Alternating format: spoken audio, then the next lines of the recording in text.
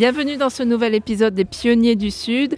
Aujourd'hui, nous poursuivons notre série sur l'entrepreneuriat dans le Var. Et aujourd'hui, j'ai vraiment la joie, le plaisir de retrouver un cher ami, Frédéric Soulier, directeur général de l'entreprise Someka. Alors, nous n'allons pas revenir sur l'origine de Someka, qui est une très très belle entreprise varoise, mais plutôt anglais sur finalement les défis de l'entrepreneur aujourd'hui. Bonjour Frédéric Soulier. Bonsoir Agnès.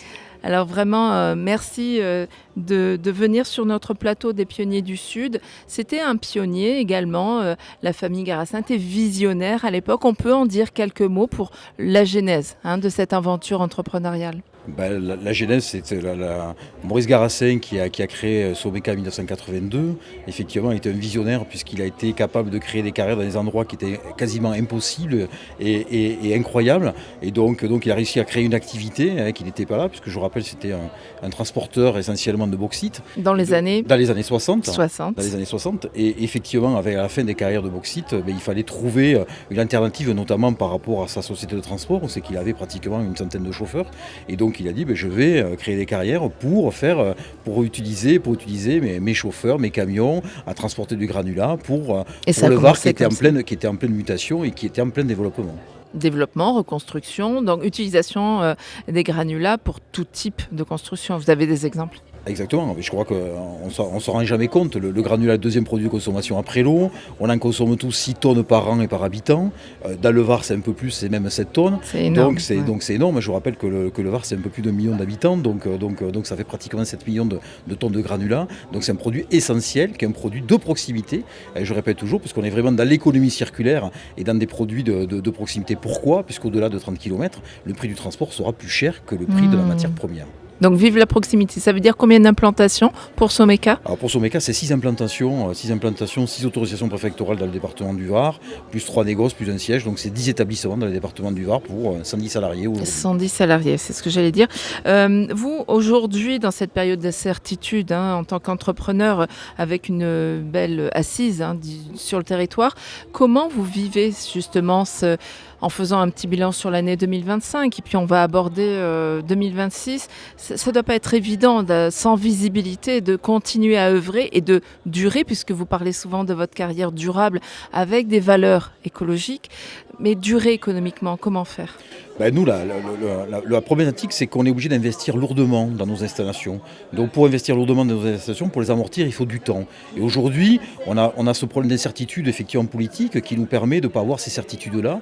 On est lié vraiment là, 80% du marché de Someka, ce sont le bâtiment. Donc dès que ça tousse, comme depuis pratiquement maintenant 15 mois, sur les permis de construire, avec une baisse en fonction des communes de 30 à 38%, avec en plus une baisse des mises en chantier de 20% en dessous de ça. Donc c'est vraiment très très compliqué et ça nous permet on a beaucoup d'inquiétudes, donc beaucoup d'inquiétudes aussi. Comment vous le gérez ça, justement ? Comment on le gère en termes d'alternatives ou de stratégie de développement en s'adaptant bien sûr au contexte ? Alors on le gère, on a du personnel qui est vraiment engagé, donc c'est-à-dire qu'on a avec notre engagement RSE, on a du personnel qui est là depuis très très longtemps chez nous. Et qui a une vraie adhésion au projet d'entreprise. Il y a une vraie compréhension, donc effectivement, pour la plupart des entreprises déjà c'est sur l'emploi, donc là je vous parlais de 110 salariés, mais c'est à peu près 15 intérimaires, et donc on a ce vol-là d'intérimaires qui nous permet d'avoir une flexibilité, et effectivement aujourd'hui j'ai 3-4 intérimaires, donc ça veut dire qu'on s'est séparé effectivement des autres intérimaires parce qu'on avait une baisse d'activité importante.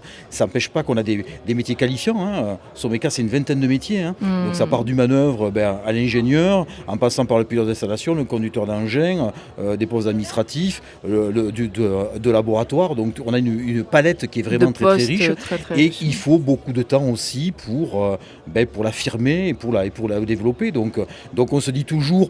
Le privilège de l'âge, c'est d'avoir effectivement passé plusieurs crises. Donc on se dit, ça ne va pas durer. Là, j'avoue que c'est pour la première fois de ma vie, à 57 ans, que j'ai vraiment l'impression que ça va durer. Et c'est ça qui est vraiment inquiétant. On a fait un gros investissement, comme vous le savez, c'est qu'on partage un gros investissement sur notre carrière qui était à Brignoles. On a investi 16,5 millions, effectivement, d'euros. C'est vrai que si on l'a fait avant la crise, j'avoue que mes actionnaires me le disent souvent en me disant, Frédéric, on aurait dû attendre un peu, peut-être par rapport à ça. Donc on croit à l'avenir, il faut toujours croire à l'avenir. venir. Je pense que quand on est chef d'entreprise, on a besoin de ça. Mais aujourd'hui, on a des incertitudes sur l'emploi, sur la formation. Je crois qu'on le voit directement avec ce que fait le gouvernement, avec les aides sur les alternants, où ils ont baissé les aides. Donc aujourd'hui, quand on prend les chiffres, entre septembre 2024 et septembre 2025, c'est la moitié des contrats en moins. Donc ça veut dire que ça va se payer à court terme et à moyen terme, effectivement par rapport à ça. Donc on va voir vraiment ce trou-là. L'incertitude fait qu'aujourd'hui, les gens épargnent. Hein. On a un taux d'épargne à 19% au niveau français. C'est colossal, ça n'a jamais été vu dans l'histoire. On a des taux d'emprunt, effectivement aujourd'hui, qui oscille entre 3 et 3,5. Alors c'est pas exceptionnel, mais en tout cas aujourd'hui pour avoir des dossiers, les banques sont très très frileuses. Donc tout ça met cette incertitude là qui pèse beaucoup sur les ménages. Donc c'est vrai que c'est difficile. Ouais.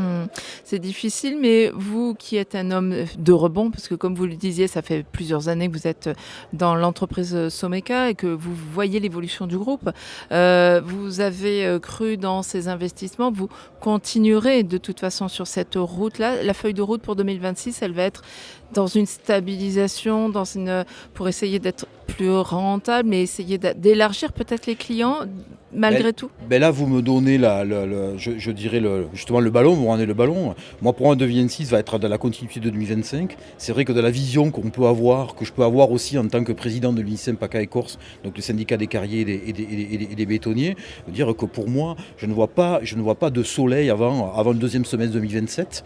Donc aujourd'hui, après toutes les élections. Voilà, exactement. Je crois qu'aujourd'hui, je conseillerais effectivement à tout le monde de dire on fait le dos rond, on va essayer de passer la crise, on va se soutenir, on va essayer de parler au donneur d'ordre. En plus, nous, on a des difficultés qui concernent effectivement des décharges illégales, on a le problème effectivement de centrales à béton illégales, donc on a en relation beaucoup avec les services de la préfecture, que ça soit aussi avec le SGAR, donc, qui est le volet économique du préfet. Donc là, j'ai rendez-vous justement le 7 janvier 2026 avec le secrétaire général du SGAR pour parler un peu de tout ça, pour parler d'économie et pour parler effectivement de tout ce qui touche ces décharges illégales. Donc pour nous, c'est un vrai problème, c'est des vrais enjeux. Il y a moins d'activité et en plus, on se retrouve avec des gens où c'est qu'il y a un problème d'équité, où des gens font un peu n'importe quoi. Aujourd'hui, les procureurs de la République ont tellement de dossiers qu'ils n'arrivent pas à suivre.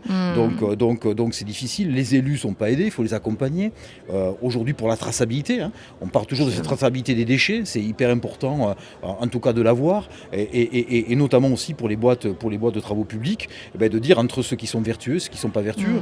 Je répète, on a un gros problème aussi avec la REP.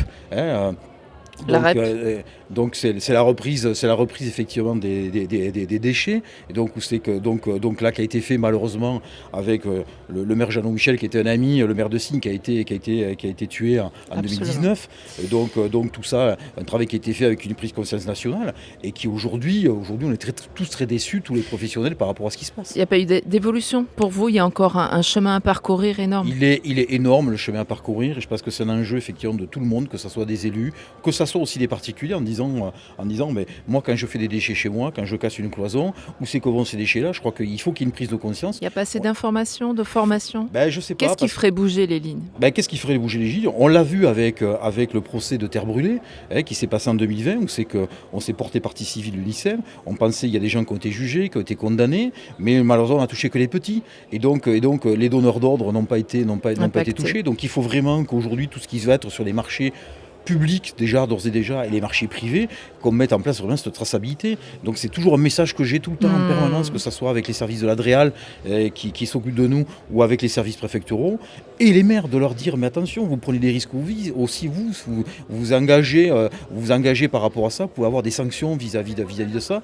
Donc mais c'est pas suffisant. Et aujourd'hui quand on voit le procureur, j'ai rencontré le procureur de la République de Toulon lors d'une assemblée générale de la CCI et qui est intervenu pour dire qu'il avait 55 000 dossiers et qu'aujourd'hui ils en traitaient même pas un tiers et que quand on prenait la France, il y a 4 juges pour 100 000 habitants alors que la moyenne européenne c'est 12. Donc on est quand même un grand pays la France et quand on voit ça, ça vous dites mais c'est pas possible, c'est pas entendable. Donc il faut que la justice ait plus de moyens, il faut que l'État prenne conscience de tout ça pour qu'il y ait des actions. S'il n'y a pas quelque chose par l'argent, par des actions pécuniaires et de prison, ça ne marchera jamais. Absolument, oui.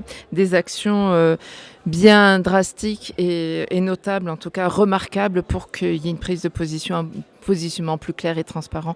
Complètement. Merci. On peut finir sur une petite touche positive, une joie à nous partager Une joie de pour partager, c'est que qu'en les fin de entrepreneurs d'aujourd'hui, ouais. jeunes ou moins jeunes, soient quand même toujours dans leur engagement, encouragés ou en tout cas portés par des mentors. Vous faites partie des mentors, Frédéric Soulier.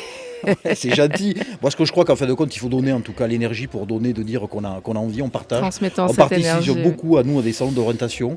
On était encore hier soir à celui de Toulon. On était il y a 15 jours à celui de Saint-Raphaël. Donc même si aujourd'hui on n'est pas dans les recherches d'emploi, il faut qu'on fasse passer des messages, qu'on fasse voir ce qu'on fait nos métiers. Tout à Il faut fait. rencontrer les gens. On fait beaucoup de vidéos aussi sur la biodiversité, sur aussi nos métiers. Et ça, c'est hyper important de dire qu'il y a des gens qui sont investis, qui croient à l'avenir. Et puis, il y a des chantiers qui pourraient arriver, effectivement, quand on parle du PANG, du porte-avions nouvelle génération qui sera sur Toulon. C'est un chantier qui peut être emblématique. Il y a 1000 personnes qui vont travailler. Donc, il faut vraiment, en tout cas, que ça peut arriver. Et on est sur notre territoire et on a un beau territoire. Et préservons-le et travaillons de façon intelligente. Merci infiniment, en tout cas, pour c'est un petit coup de gueule, mais quand même, il fallait le dire, ces messages et ce discours entendable. Au contraire, pour bouger les lignes, il faut se souder l'écoute. En tout cas, c'est ce que j'ai entendu du message de Frédéric Soulier, directeur général de Someka, et puis tous les entrepreneurs qui ont aussi et dans la rue, et en tout cas dernièrement, ces derniers jours, ces derniers mois, eu un petit ras-de-bol qu'il faut manifester et faire entendre pour finalement retrouver un peu de sérénité dans notre pays, la France, que nous aimons tous.